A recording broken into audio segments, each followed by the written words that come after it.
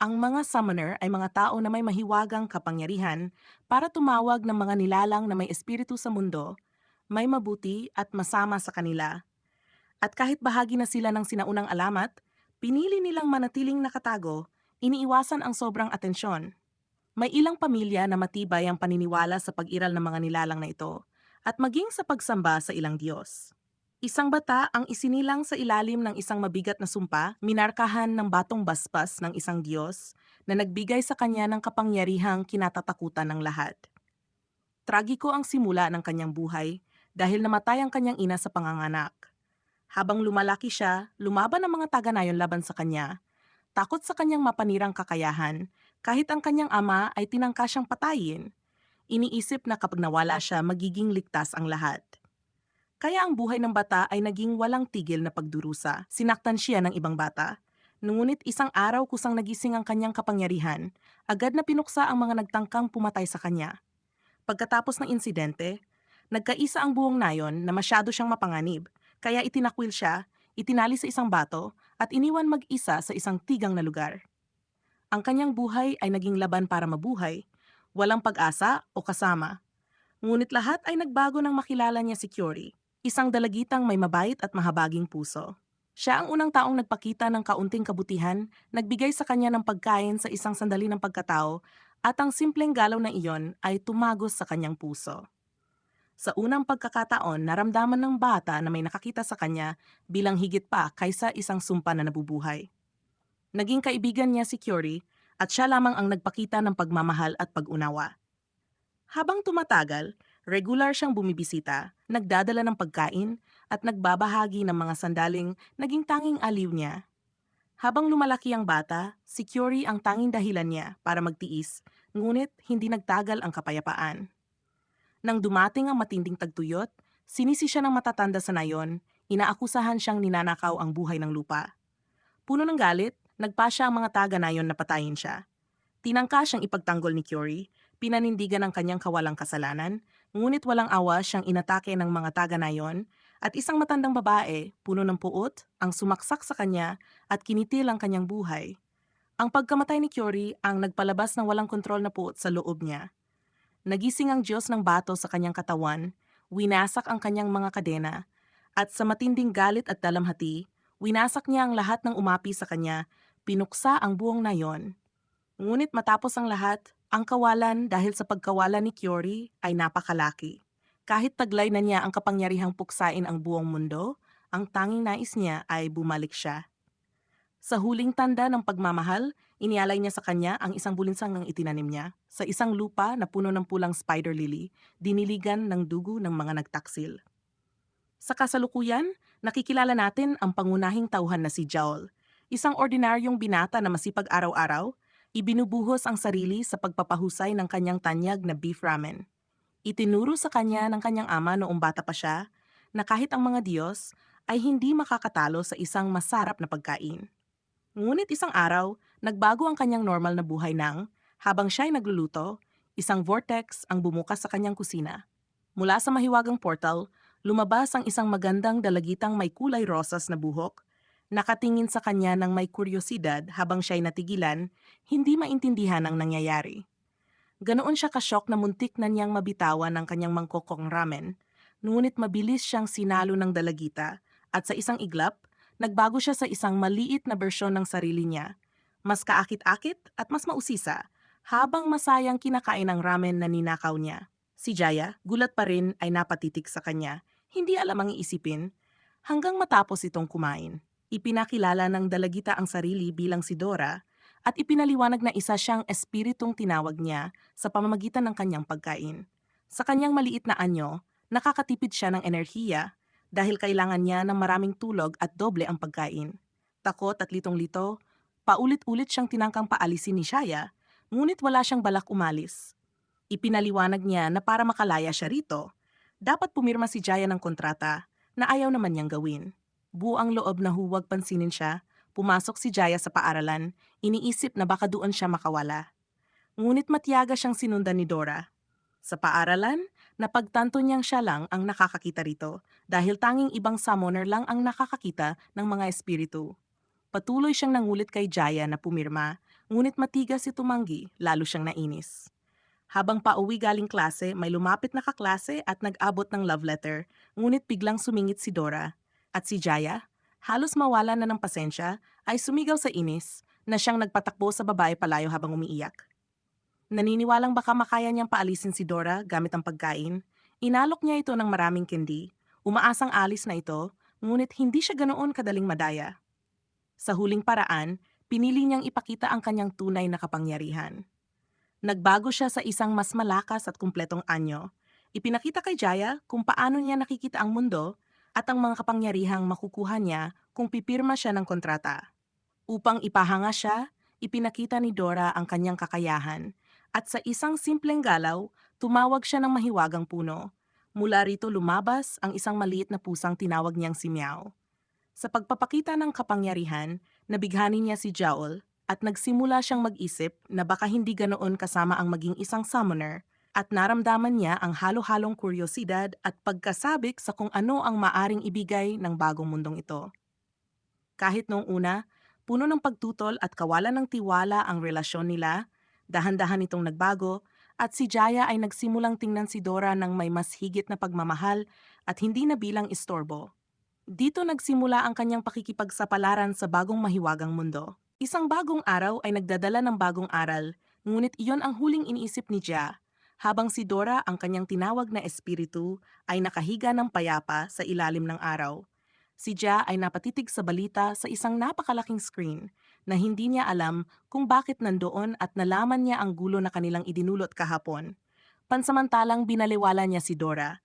Ngunit bigla na lamang lumitaw ang isang halimaw na halaman at nilulon si Dora. Agad na tumakbo si Jaya upang habulin ito dahil nag-alala siya sa kanyang kasama. Habang papalayo ang halaman na iyon na pagtanto ni Jaya na kung lalayo pa sila masisira ang mental na koneksyon niya kay Dora. Bagaman si Dora ay makapangyarihan, kailangan pa rin niyang manatili malapit sa kanyang summoner upang magamit ang kanyang mga kakayahan.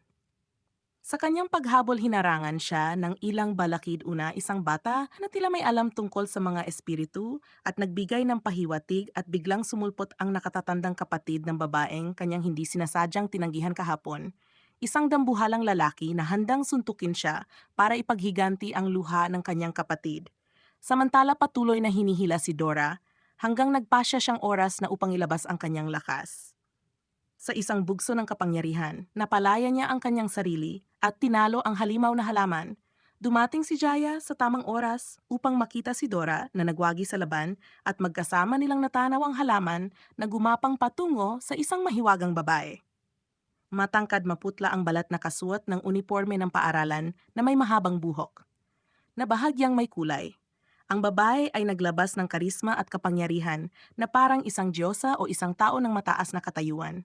Tila alam ng babae ang sitwasyon at may kayabangan. Siyang naglakad patungo sa opisina ng punong guro na hindi iba kundi ang kanyang lolo. Malinaw na may alam ito sa lahat ng nangyayari tungkol sa mga espiritu at mga summoner at may kapangyarihan din siyang kontrolin ng mga ito. Matapos ang maikling usapan kung saan pinaalalahanan siya na nabigo siya sa kanyang misyon, umalis siya at nagtungo sa kanyang klase, na iniwan ang lahat ng estudyante na namangha sa kanyang presensya. Bago siya tuluyang lumakad, iniwan niya ang isang sulat kasama ang isang itim na rosas sa mesa ni Jal na labis ikinagulat ng mga kaklase niya na hindi maintindihan kung bakit isang kagaya niya ang mainteresado sa kanya. Nang buksan nila ang sulat, natuklasan nilang iniimbitahan ng babae si Jia na makipagkita sa gubat kinahapunan. Nanig ang kuryosidad sa kanya at si Dora, na inis pa rin mula sa laban ay nagpumilit na sumama.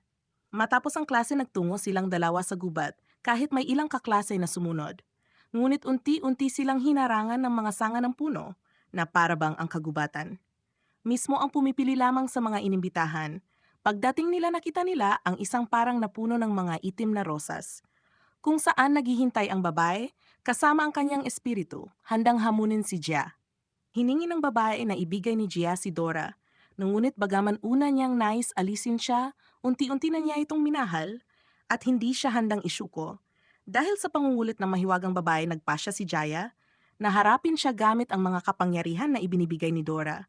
Mabilis siyang nag-adapt gamit ang mga hampas at kakayahan na ngayon lamang niya nadiskubre, lumakas ang laban at nag-uwian ng mga kapangyarihan. hanggang sa isang punto kung saan tinawag ng babae ang isang dambuhalang puno na kanyang ginamit bilang sandata na lalo pang nagpasabik sa laban.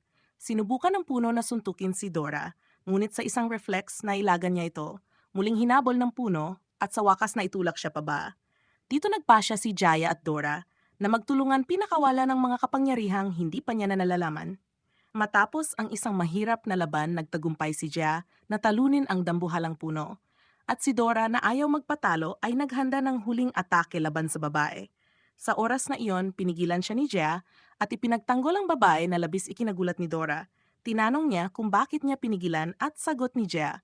Una, hindi niya nais maging isang kontrabida at pangalawa, itinuro niya sa likuran ng babae.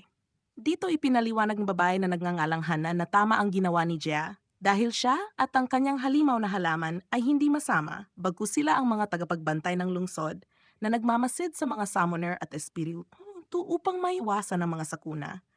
Mas naunawaan ni Jia ang sitwasyon kaya inimbitahan niya si Hana at ang kanyang espiritu na kumain sa kanyang bahay at pumayag ang dalawa. Sa hapag kinahapunan sinamantala ni Hana ang pagkakataon upang makausap si Jia ng pribado. Tiniyak niya na hindi si Jia ang kanyang ikinababahala kundi si Dora.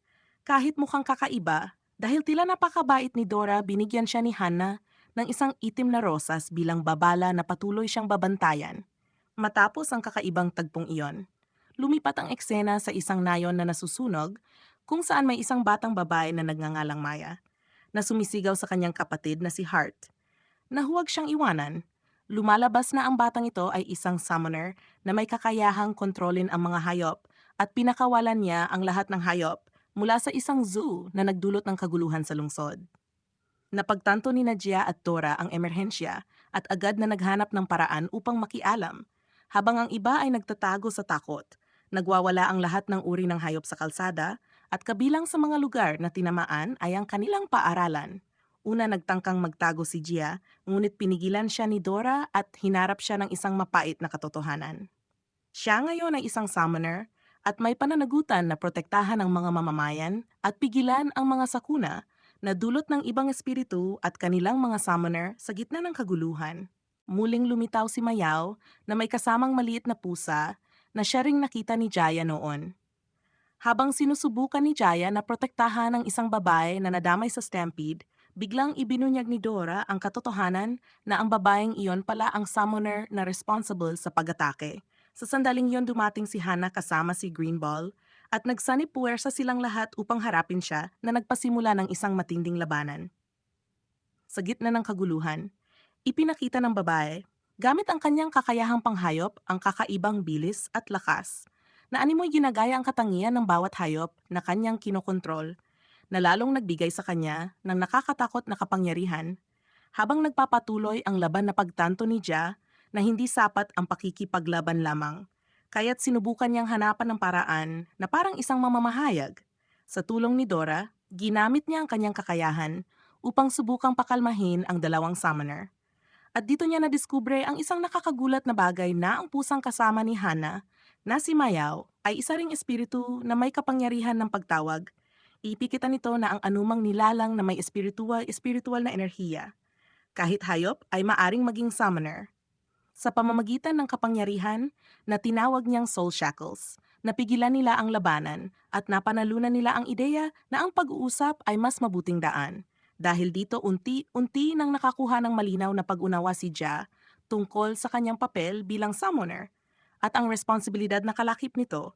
Kahit may alinlangan pa siya, natututo na siyang tanggapin ang big kiss nila ni Dora at ang misyon na panatilihin ang kapayapaan sa lungsod.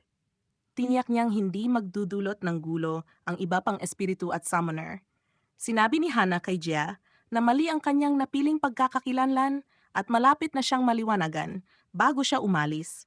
Makalipas ang ilang sandali, naghapunan silang tatlo sa bahay ni Jia at doon ikinuwento ni Maya ang tungkol sa espiritual na mundo at kung paano gumagana ang mga batas sa kaharian ng hayop kapag isa kang tinawag na espiritu. Sa gitna ng pag-usap, inamin ng bata na ang kanyang pag-atake ay hindi dahil sa masamang hangarin, kundi dahil sa desperasyon na muling makuha ang atensyon ng kanyang kapatid na iniwan siya. Tinulungan siya ni Nadia at Dora na unawain ang kanyang nararamdaman at inalok siya ng suporta upang makahanap ng mas hindi mapanirang paraan upang harapin ang kanyang kalungkutan. Sa pamamagitan ng mga laro at pag-uusap nagkaroon sila ng isang mapayapa at kaaya-ayang gabi.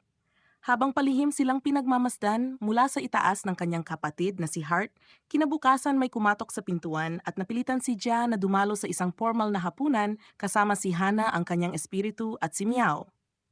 Bagaman hindi niya gusto ang ideya at itinuturing niya itong mapanganib, pumayag pa rin siya. At di nagtagal dinala sila ng isang marangyang helicopter sa isang engranding mansyon. Pagdating nila, sinalubong sila ni Hana at ng kanyang espiritu. Ipinakita sa kanila ang malalalawak na hardin at ipinakilala ang mga espiritu na nagtatrabaho ron. Pagpasok sa mansyon, napansin ni Jia ang isang nakakatakot na estatwa ng isang diyosa na kakaunti lamang ang alam tungkol dito. Ngunit nakaramdam siya ng isang hindi may paliwanag na koneksyon na para bang tinatawag siya o kinikilala siya. Bagaman naguguluhan sa pakiramdam, sumunod pa rin siya kay Hana. Patungo sa silid kainan kung saan sinalubong sila ng punong guro ng paaralan at lolo ni Hana na si Harland na siyang pinuno rin ng Black Rose family. Mainit silang tinanggap ni Harland at sinimulang ipaliwanag kung paano gumagana ang mundo ng mga summoner. Sinabi niya na sa unibersong ito, matagal nang may mga digmaan at hati ang dalawang paksyon, ang Watchers at ang Destroyers. Ang Watchers ay mas pinipiling hayaan ang kalikasan, samantalang ang Destroyers ay handang gawin ang lahat upang makamit ang kanilang nais, kahit kapalit nito ay pananakop at pagkawasak. Ang pagpili, sa liwanag o dilim sa kabutihan o kasamaan, ay laging nakatali sa mga summoner.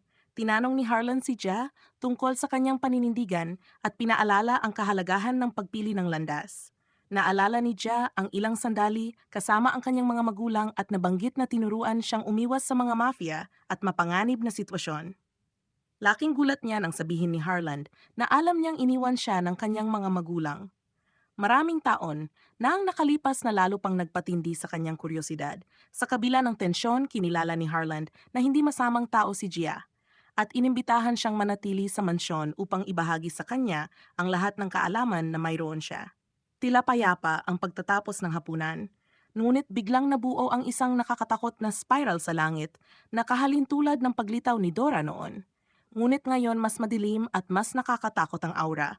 Agad na kinabahan si Harland at naramdaman ang panganib habang nasaksihan niya ang pagbaba ng isang halim na bato na kilala bilang Ruthless, isang destroyer na bumaba mula sa langit upang salakay ng lugar. Hindi ito nagkataon lamang, maraming nakakabagabag na palatandaan gaya ng presensya ng Blood Moon. Mga uwak at matinding pag-alon ng espiritual na enerhiya ang nagbigay hudyat na may nakahalatang kasamaan. Agad na pinayuhan ni Harlan ang mga kabataan na umatras dahil maari lamang silang maging balakid sa laban. Habang bumababa sila sa hagdan na saksihan ni Jia at Hana ang pagkawasak na dulot ng destroyer at di nagtagal na tuklasan nilang hindi lang pala siya ang kaaway. Isang babaeng kulay ginto na armado ng maraming sandata ang lumitaw sa gitna ng laban. Walang awang nagpaputok sa mga espiritu at nilalang na may enerhiya sa loob ng mansyon. Lalong naging marahas ang kapaligiran at tumindi ang tensyon habang nakikipagsagupa siya kay Hana sa isang labanang susubok sa kanyang lakas at kakayahan. Samantala, napatulala si Mayao nang makita niya ang isang figura sa malayo na malakas ang kutob niyang kanyang kapatid. Laking gulat niya na makita na ang kanyang kapatid ay kasama ng mga destroyer at ngayon ay kaaway na. Walang sabi-sabing umatake ito sa sariling kapatid. Sa kabila ng pagkalito, sinubukan ni Jia at Dora na ipagtanggol si Mayao, ngunit agad nilang nakaharap ang isa pang destroyer na biglang hinila si Jia, papasok sa tila isang panaginip. Sa isang bangungot na tampok ang kanyang ina mabilis, itong naging isang nakakatakot na panaginip na nagpahina kay Jaya hanggang sa mawalan siya ng malay. Desperadong sinusubukan ni Dora na gisingin siya habang sa loob ng mansyon patuloy ang mabangis na labanan. Si Harland ay walang tigil na nakikipaglaban sa mga halimaw na bato at pinipigilan ang mga mananakop, samantalang si Hana ay nakikipagsagupaan sa babaeng kulay ginto. Ngunit lalong lumala ang sitwasyon nang dumating ang ikatlong umaatake na nag-iwan kay Hana na malubang sugatan nang magsidatingan pa ang mga destroyer, lalo pang lumala ang kaguluhan. Isang babaeng mukhang ninja ang umatake at sinugatan sa leeg si Hana gamit ang katana. Buti na lamang mabilis na nakilos si Harland at naisara niya ang sugat sa tamang oras. Ngunit walang humpay ang labanan. At habang nakatuon si Harlan sa pagprotekta kay Hannah, sinamantala ng isang destroyer at isang uwak ang kanyang mabang depensa at tumira, ang babaeng kulay ginto ay nagbigay ng matinding dagok kay Lolo Harlan at iniwan siyang grabeng sugatan. Sa gitna ng kaguluhan, sumabog ang isang bugso ng enerhiya at mga espiritu sa kastilyo, habang ipinakita ni Harland na hindi siya susuko. Ngunit sa huli, tuluyang nasupil siya ng mga destroyer at isang mahiwagang destroyer na kahawig ng isang reaper ang nagbigay ng huling dagok na nag-iwan kay Harland na wala ng laban si Dora. At ang halaman na saksi sa pagkawasak ay nanatiling tulala at walang magawa. Pagsapit ng madaling araw, bumuhos ang malakas na ulan sa bahay ni Gia. Habang iniulat ng balita na si Lolo Harland at ang kanyang mga kasamahan ay nawala, sa bahay naman naghanap ng solusyon sina Gia at ang iba pa.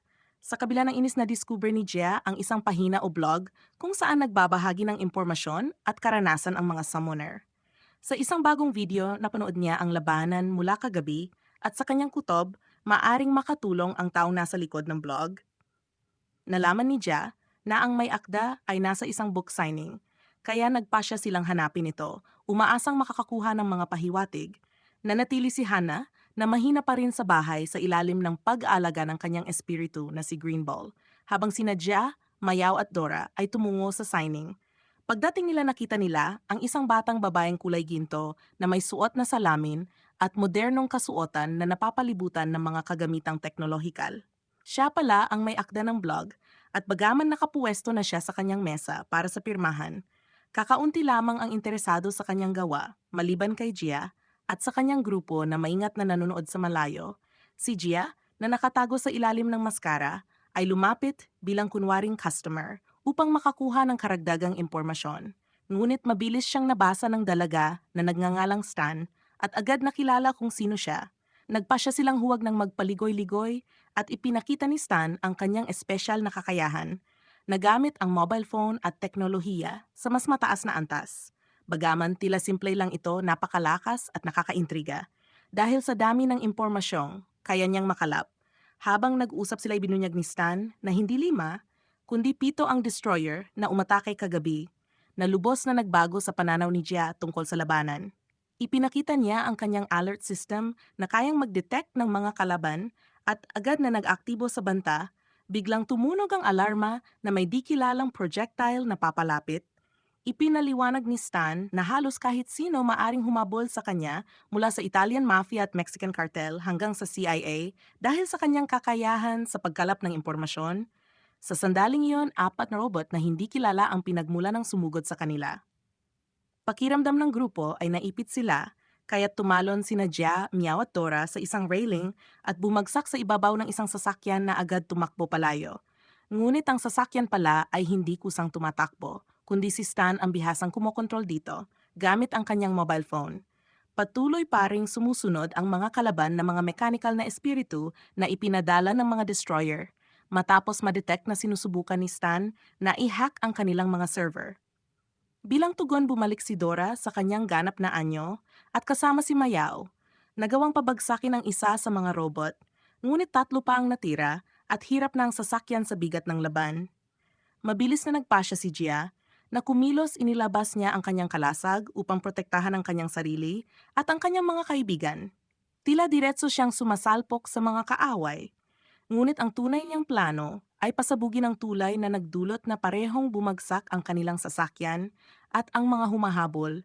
Habang bumagsak sila, pinalabas ni Dora ang kanyang mga pakpak upang maibsan ang impact at protektahan ang kanyang mga kasama. Pagdating sa lupa, agad silang pinalibutan ng mga mechanical na espiritu at tila desperado na ang sitwasyon. Halos sumuko na si Dora nang biglang sumulpot mula sa kawalan ng isang truck at dinurog ang isa sa mga robot na pansamantalang nakabukas ang palibot. Agad nilang nakilala na gawa ito ni Stan.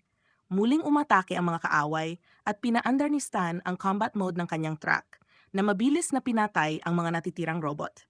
Ngunit sa gitna ng laban, sumabog ang sariling robot ni Stan na nagpatanggal ng kanyang wig. Doon napagtanto ng lahat na si Stan ay isa palang binatang kilala na nila mula sa school festival na matagal nang nagtatago ng kanyang pagkakakilanlan. Ipinaliwanag niyang tatakot siyang husgahan, ngunit pinakalma siya ng kanyang mga bagong kaibigan na wala siyang dapat ikabahala. Inimbitahan nila siyang maging opisyal na bahagi ng kanilang grupo. Natapos ang araw at bumalik ang katahimikan. Dinala sila ni Stan sa kanyang mobile fortress. Isang kakaibang van na puno ng teknolohiya, pinalamutian ng mga poster ng office at hitik sa mahalagang datos. Sa lahat ng ibinahagi niya, isang nakababahalang punto ang namukod tangi na ang aktibidad ng mga destroyer ay kapansin-pansing dumami. Mula nang dumating si Dora, malinaw na hindi ito isang pagkakataon. Habang sinusubukan nilang intindihin ang koneksyon, tinanong ni Stan si Dora tungkol sa kanyang mga alaala. Ngunit natuklasan nila na malaking bahagi nito ay nakaselyo. Tuwing sinusubukan niyang maalala, nakakaranas siya ng matinding sakit ng ulo, na tila ba may puwersang sadyang humarang sa kanyang memorya. Alam nilang kailangan nila ng higit pang kasagutan, kaya nagpasya ang grupo na bumalik sa guho ng kastilyo, kung saan sila nakipaglaban, gamit ang teknolohiyang kasanayan ni Stan. Napanood nila ang mga kuha mula sa seguridad ng pamilya Black Rose, at nakuha ang bahagi ng pagkakakilanlan ng mga destroyer na naroon sa labanan, gamit ang kanyang mobile phone. Natunto ni Stan ang sunod-sunod na pangyayari at ipinakita sa kanila. Lumabas sa datos na ilan sa mga destroyer ay may mga codename. Ang babaeng kulay ginto na bihasa sa armas at eksplosibo na tinatawag na Flame. Isa pang babae na may hawak na katana na tinatawag na Shadow. Ang kapatid ni Maya, na kilala bilang Raven, at ang Reaper, ang pinuno ng mga destroyer na may kakilakilabot na kakayahang sumipsip hindi lamang ng espiritu, kundi pati kaluluwa ng tao. Kabilang din sa iba ang mga pangalang Sin, Heart, Dream, at Space. Silang 7 ang responsable sa pagkawala ni Harlan. Di nagtagal na tuklasan nila na ang dahilan sa pag-atake ay maaaring konektado sa isang summoner at ang target ay nakatago sa ilalim ng mansyon. Habang sinusuri ang lugar, nakatagpo sila ng mahalagang pahiwatig, isang bakas ng alak na may kakaibang amoy at bakas ng isang bihirang bulaklak na tinatawag na radiata na tumutubo lamang sa piling lugar. Sa hawak na bakas naghanda ang grupo para sa susunod na misyon.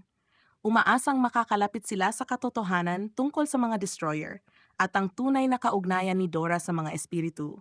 Patuloy ang kanilang paghahanap at unti-unti silang lumalapit sa pagsiwalat ng lihim sa likod ng mga misteryosong kalaban at kanilang madidilim na motibo. Ang destinasyon nila ay ang Stone Forest. Sa paglalakbay naghanda si Jaya ng masarap na pagkain para sa lahat. Labis itong nagustuhan ng mga dalaga at nagbukas ng mas personal na usapan.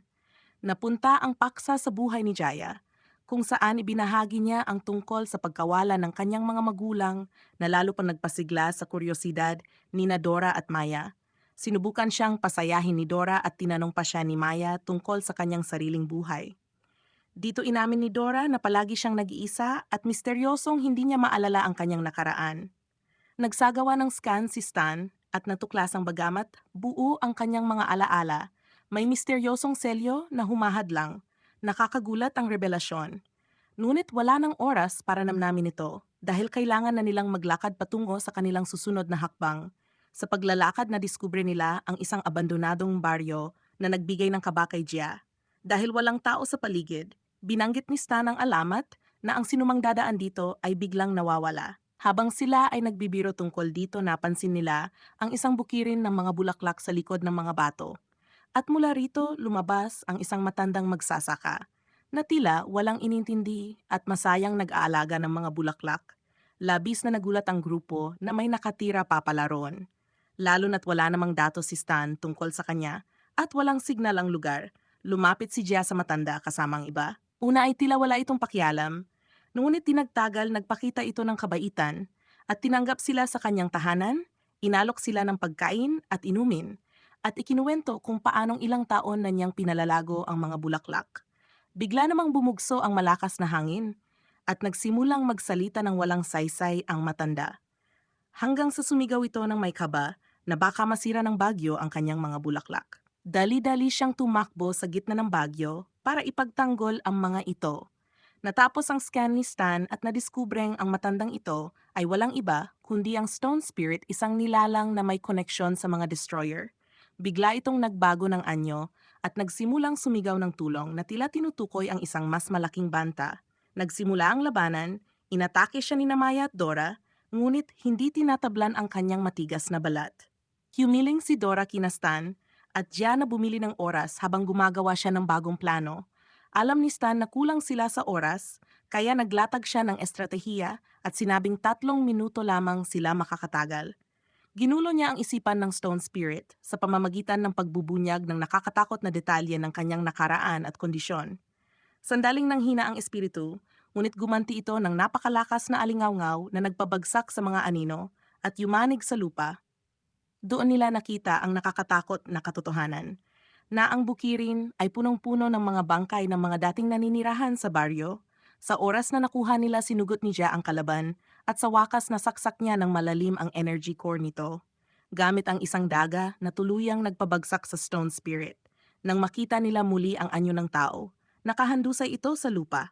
Binalot ng mga labi ng pagkawasak at sa huling hininga ay nagbitiw ng babala na lalo pang lalala ang mga darating na araw. Ikinuwento niya ang kanyang trahedya mula pagkabata na inaalihan ng masasamang espiritu, itinuring na halimaw, ipinatapon at ikidena ng mga taga-baryo.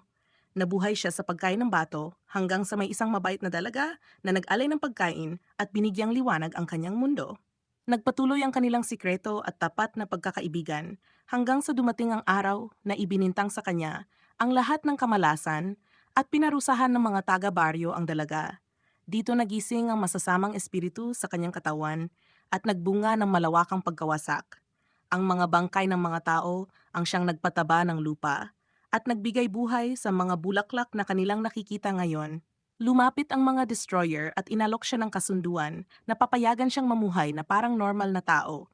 Ngunit sa oras na mawalan siya ng kontrol, kailangan niyang sumama sa kanila. Sa kanyang dibdib, hindi energy core kundi isang selyo ang ipinataw ng destroyer upang pigilan ang kanyang likas na kasamaan. Ngunit nasira ito at tuluyang nagbalik ang halimaw sa loob. Mabilis itong sinakop ni Sin at ginawang parang bangkay na naglalakad. Nagsimula ang laban-laban sa isang halos hindi masirang espiritu. Buong lakas na lumaban si Jia. Ngunit siya rin ay bumagsak at nawala ng malay. Nang makita si Dora, ang kanyang kaibigan, sa ganoong kalagayan, biglang bumalik ang lahat ng nakaselyong alaala. Muling ipinanganak si Dora na may bagong anyo at makapangyarihang presensya. Binalutan siya ng madilim na aura at tumubo ang dalawang sungay sa kanyang ulo. Sa taglay na kapangyarihan nagpaulan siya ng libu-libong espada na nagpahina kay Sin, at sa huli bumagsak ang dambuhalang espada mula sa langit na tuluyang nagwakas sa kanya. Nanatiling nakatayo si Dora pagod ngunit matagumpay, pinagmamasdan siya ni Jia na tila isang diyosa. Bagaman pagod lahat sila ang mahalaga ay buhay pa sila. Natagpuan ng mga destroyer ang walang buhay na katawan ng dating magsasaka at sa simbolikong kilos nilagyan nila ito ng tanda ng kapayapaan na parang kinilala ang kanyang sinapit. Ngunit ngayon may bago silang layunin na ipaghiganti ang kanilang kasamahan at hanapin ang hustisya laban sa mga sanhi ng paghihirap ng mga taga-baryo at ng pagkawasak na kanyang idinulot. Samantalang naglalakbay ang ating mga bayani sa Waifu Mobile, karamihan sa kanila, sugatan nagsimulang tumunog ang alarma ng enerhiya at bago pa man sila makakilos, inatake na sila ng mga destroyer. Lumitaw si Shadow at gamit ang kanyang kasanayang Shadow Blade, binalatan ng isang hiwa ang sasakyan. Agad nagsimula ang labanan. Nakatuon si Heart sa pag-atake kina Maya at Stan na gumanti ng putok, ngunit sina Dora at Jaya lamang ang nakaligtas ng walang sugat. Sa gitna ng kaguluhan, grabeng nasugatan si Jaya. At habang humihina ang kanyang lakas, unti-unting pumipikit ang kanyang mga mata. Ang huli niyang nakita ay ang maliit na bersyon ni Dora. Bago siya biglang mapunta sa isang mahiwagang lugar na tila isang limbo na puno ng walang hanggang posibilidad. Naguguluhan siya hanggang sa lumitaw ang isang lalaking nakatakip ang ulo. Ipinaliwanag ng estranghero na si Jaya ay nasa temporal rift at sa timeline kung saan siya nabuhay lahat sila ay namatay. Ngunit inalok siya ng pagkakataon na makabalik 3 minuto bago ang pag-atake at baguhin ang kanilang kapalaran. Nagulat siya nang alisin ng lalaki ang hood at nakita nito pala ang kanyang ama. Bago ito mawala hiniling ng ama na subukan muli at nangakong hintayin siya sa Forge of Destiny. Biglang nagising si Jaya, eksaktong 3 minuto bago ang kanilang kapahamakan at agad niyang inutusan ang mga dalaga na sundin siya. Nagtanim sila ng bomba bilang patibong at nakalipat ng sasakyan. Bagaman sugatan sila nakaligtas silang lahat at nagpatuloy sa kanilang misyon na sagipin si Hana. Hindi na sila nag-aksaya ng oras at pinatakbo ang bagong sasakyan papunta sa bahay ni Hana. Ngunit natuklasan nilang wala siya roon. Bagkus iniwan lamang ang isang black rose at isang sulat na nagsasabing hihintayin niya sila sa Forge of Destiny. Habang sumusulong sila patuloy na humahabol ang mga destroyer. Ngunit ngayon may panibagong alas si Stan, ang helicopter ng pamilya Black Rose, na may stealth technology. Agad nila itong pinaandar at lumipad patungo sa Forge of Destiny. Isang mahiwagang lugar kung saan bawat summoner ay kailangang dumaan sa isang pagsubok upang maging mas malakas. Tinantiyan ni Stan na abutin sila ng 7 oras at nagpatuloy ang kanilang paglalakbay. Pagdating nila ay bumungad ang isang nakamanghang tanawin na tila isang paraisong tropikal. Subalit upang marating ang kanilang pakay, kinailangan nilang lampasan ang mga sona ng makapal na ulap, mga ipo-ipo at malalakas na alon na tanging bihasang summoner lamang ang kayang lagpasan. Matapos ang matinding pagod at isang nakakahilong biyahe sa wakas, ay nalampasan nila ang huling hadlang at nasilayan ang kanilang destinasyon. Ngunit bago pa sila makalapag, isang kakaibang enerhiya ang bumiyak sa hangin at bigla silang sinalakay. Muling nagpakita ang parehong dalagang may katana na umatake sa kanila noon at agad nagpasiklab ng bagong labanan. Determinado si Stan na harapin siya, kaya ginawang combat robot ang kanilang helicopter at kasama sina Gia at Dora, sinimulan nilang paulanin ng atake mula sa iba't ibang panig. Dumating din si Flame at nagpaulan ng bala na lalo pang nagpasidi ng labanan. Ngunit hindi nagtagal ang robot at bumagsak silang lahat sa lupa sa isla ng Forge of Destiny. Halos hindi na makatayo, muling sumulpot ang mga destroyer at muling tumaas ang tensyon. Tila muling sasabog ang isang mating sagupaan.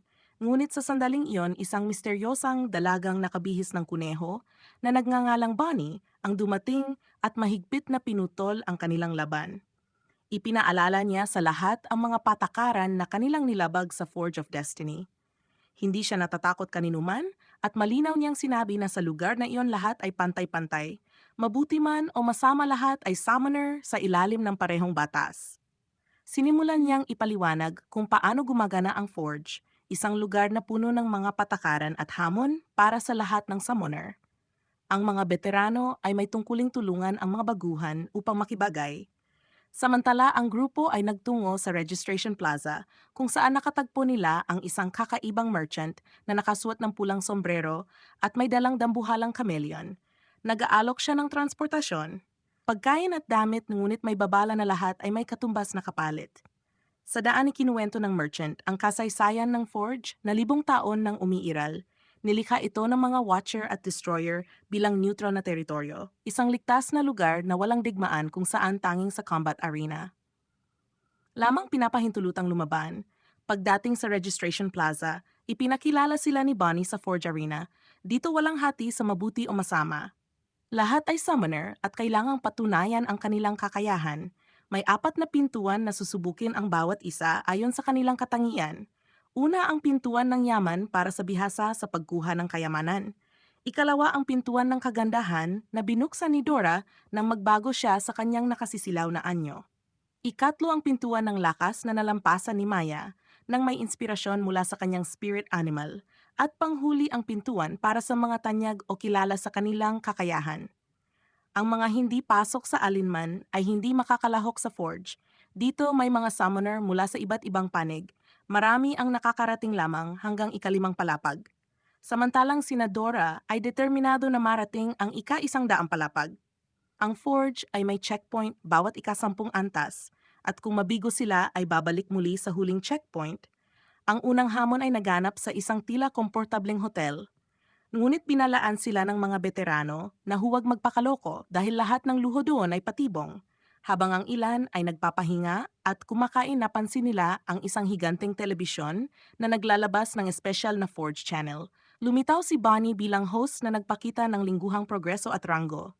Kapansin-pansin ang pangalan ni Hana na sa halip na panghinaan ng loob ay nagbigay inspirasyon sa grupo upang magsikap pa. Binalaan din sila tungkol sa unang hamon na pinangangasiwaan ng isang mataas na antas na summoner na sinasabing misteryoso at nagbabago ang mga pagsubok anumang oras. Sa una tila payapa ang kanilang pagdating, ngunit pagsapit ng gabi, biglang naglock ang mga silid at tumambad na puno ito ng mga bitag. Ang tanging paraan upang makatakas ay gamitin ang kanilang mga kakayahan. Agad nagpalit si Dora sa kanyang tusong anyo at humiling kay Jan ng master key upang mabuksan ang mga pinto at makatakas. Si Maya naman ay nagpakita ng kanyang pagiging malikhain sa pamamagitan ng pagiging higanteng ipis upang makalusot sa mga bitag. Samantalang si Stan gumapang sa bentilasyon para marating ang labasan, ngunit sa gitna ng kanilang pagsisikap sa wakas, nagpakita ang summoner na nangangasiwa ng pagsubok. At binigyan sila ng direkta ngunit nakakaalarma na utos, kailangan nilang hanapin ang labasan at mabuhay sa loob ng maze ng hotel na puno ng mga patibong. Wala silang gaanong oras, kaya't ang pagmamadali ang tanging opsyon. Lumala pa ang sitwasyon na magsimulang yumanig ang isang bahagi ng hotel at gumuho ang sahig sa ilalim nila.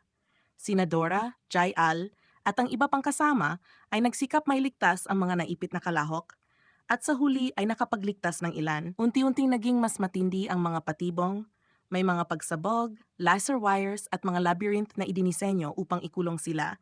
Sa pamamagitan ng pagtutulungan at determinasyon, nakalampas sila sa sunod-sunod na mapanganib na hadlang, hanggang sa marating nila ang isang pintuan na puno ng babala. Ngunit pinili nila itong buksan. Pagpasok nila ay nakaharap nila si Renault, ang examiner ng palapag na iyon. Sa napakarami ng nagsimula sa pagsubok, 30 lamang ang nakarating doon. Buti na lang hindi lahat ay puro tensyon. Dahil sa dulo ng bawat palapag, ang mga summoner ay nakakatanggap ng mga sorpresa na kahon bilang gantimpala. Maaring naglalaman ito ng pera, diamante o kahit kakaibang gamit tulad ng lumang bota. Matapos ang huling pagsisikap at isang malakas na pagsabog, bumaba ang grupo sa ikalawang palapag, kung saan naghihintay si Bonnie na may ngiti at magaan na biro upang pakalmahin sila. Matapos ang matinding pagsubok, ipinaalam niya ang susunod na hamon, isang karera sa espesyal na track. Simple lang ang layunin, kailangan nilang matapos ang 20 ikot upang pumasa. Ngunit may dagdag na kondisyon, hindi lang ito tungkol sa bilis kundi maaari ring manalo sa pamamagitan ng pagtanggal ng mga kalaban. Nagsimula ang karera at si Maya ang nanguna dahil sa kanyang animal powers. Sumunod ng kaunti sina Guy at Dora kasama ng iba pang kalahok na gumagamit ng kanilang espesyal na kakayahan at mga sikreto nilang sandata na nakuha sa forge. Si Stan na laging mapangahas ay nakakuha pa ng isang missile na sinasabi niyang ninakaw mula sa gobyerno ng Estados Unidos at ginamit ito bilang sikreto niyang armas sa karera. Samantala ang mga destructor ay patuloy sa kanilang panlilinlang at tila may bagong pakana. Nakakuha sila ng isang dambuhalang nilalang na balak nilang ilabas bilang sorpresa laban kina Jaya at sa kanyang mga kaibigan sa susunod na yugto. Samantala lalo pang umiinit ang karera dahil bawat kalahok ay gumagawa ng paraan para makakuha ng kahit maliit na bentahe. Sa pagitan ng mga estratehiya at matinding kompetisyon, hinaharap ng mga summoner ang karera ng may kombinasyon ng tapang at pag-ingat. Dahil alam nilang isang pagkakamali lang ay maaring ikabagsak nila at ikatanggal sa forge. Bawat isa ay sumusulong ayon sa kani-kanilang estilo, may umaasa sa bilis, may gumagamit ng lakas at may ilan namang gumagamit ng kakaibang taktika. Ngunit pare-pareho silang may isang layunin ang makaligtas at makapasa upang marating ang mas mataas na palapag at ang karangalan ng pagiging alamat na summoner. Ngunit hindi nagtagal ay nagsimulang mabigo ang ilan at sa inis nila ay gumamit ng madayang taktika upang masiguro ang panalo. Ang mga naiwan ay nagsimulang maghasik ng gulo at ang mga alyansa ng dating magkaibigan ay agad na nagkakawatak-watak. Naging mas mapanganib pa nang may nagpakawala ng ulap ng lason sa track upang harangin ang kalaban. Sa sandaling iyon sinamayaw at isang bagong kaibigan ang tumulong iligtas ang iba at hinila sila palabas ng panganib. Samantala, isang samurai ang nawala ng kontrol at inatake ang mga kasama ng walang awa. Pinagtulungan siya ni Stan at ng isang kalahok na kilala bilang mangaka na sa bandang huli ay nakilalang si Hero. Matapos ang kaguluhan at pagtataksil, muling nagpatuloy ang karera sa patas na labanan sa ibang bahagi ng isla ng Forge. Nakakita ng telebisyon ang ilan sa mga babae. Tuwang-tuwa silang dinala ito pabalik sa kanilang hideout upang magamit at malaman ang tungkol sa mga kompetisyon ng iba. Nakita nila, bukod sa karera may iba pang mga pagsubok, mayroong cooking battle na naging masayang palabas, kung saan nanalo ang makapangyarihang ramen ng madali. Mayroon ding karaoke contest at iba pang mga relax na kaganapan. Ngunit naputol ang katahimikan ng mga babae nang dumating si Flame sa hideout at ipinaalala sa kanila na ang Forge ay isang obligadong pagsubok para sa lahat ng summoner. Binalaan niya na kahit hindi pa sila lumalahok, ay tiyak na ipapadala rin sila upang matapos ang pagsubok na kanilang pinalampas. Bukod pa ron, may nakalaang espesyal na regalo ang kanilang boss para kay Ajay at malinaw niyang sinabi na magiging hamon ang susunod na misyon. Samantala, sa Forge, may mas madilim na eksena ang nagaganap. Palihim na nag-film si Bonnie, gamit ang isang nakatagong kamera ng ilang summoner na tila sangkot sa mga misteryosong ritual. Isa sa kanila ay humarap sa isang tubo ng spiritual energy at bumaba sa mas mababang antas mga 100 palapabag. Pababa, kung saan idineposito niya ang enerhiya sa isang espesyal na lagusan. Doon sa harap ng isang figura na nakagapos ng mga tanikala, lumitaw ang isang mahiwagang nilalang ang diyosang si Pandora. Tila ang mga summoner ay matagal nang nagpapakain ng kanyang enerhiya upang manatili siyang nakagapos. Ngunit may pag-asa pa rin na balang araw magigising si Pandora at pawiin ang kanyang kapangyarihan.